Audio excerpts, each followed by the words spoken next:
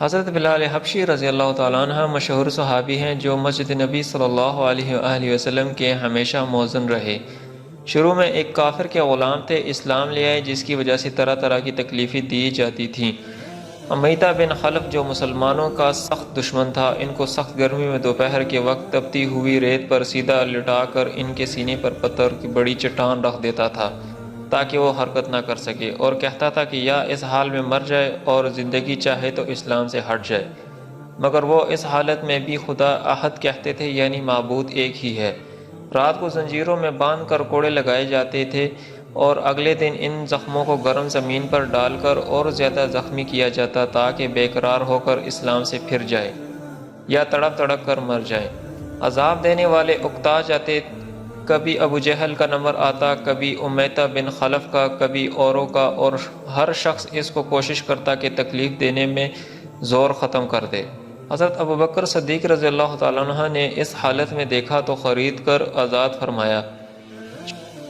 چونکہ عرب کے بت پرست اپنے بتوں کو بھی معبود کہتے تھے، اس لیے ان کے مقابلے میں اسلام کی تعلیم توحید کی تھی، جس کی وجہ سے حضرت بلال رضی اللہ تعالیٰ عنہ کی زبان پر ایک ہی ایک کا ورد تھا۔ یہ تعلق اور عشق کی بات ہے۔ ہم جھوٹی محبتوں میں دیکھتے ہیں کہ جس سے محبت ہو جاتی ہے اس کا نام لینے میں لطف آتا ہے، بے فائدہ اس کو نہ جاتا ہے، تو اللہ کی محبت کا کیا کہنا جو دین اور دنیا میں دونوں جگہ کام آنے والی ہے۔ یہی وجہ ہے کہ حضرت بلال رضی اللہ تعالیٰ عنہ کو ہر طرح سے ستایا جاتا تھا، سخت سے سخت تکلیفیں پہنچائی جاتی تھیں، مکہ کے لڑکوں کے حوالے کیا جاتا، وہ ان کو گلی کوچوں میں چکر دیتے پھیرنے، اور یہ تھے کہ ایک ہے کہ رٹ لگاتے تھے۔ اسی کا یہ صلہ ملا کہ پھر حضور صلی اللہ علیہ وسلم کے دربار میں مؤذن بنے اور سفر و حضر میں ہمیشہ اذان کی خدمت ان کے سپرد ہوتی۔ حضور صلی اللہ علیہ وسلم کے وصال کے بعد مدینہ طیبہ میں رہنا اور حضور صلی اللہ علیہ وسلم کی خالی جگہ کو دیکھنا مشکل ہو گیا، اس لیے ارادہ کیا کہ اپنی زندگی کے جو دن ہے جہاد میں گزار دوں۔ اس لیے جہاد میں شرکت کی نیت سے چل دیے، ایک عرصہ تک مدینہ منورہ لوٹ کر نہیں آئے۔ ایک مرتبہ حضور صلی اللہ علیہ وسلم کی خواب میں زیارت کی۔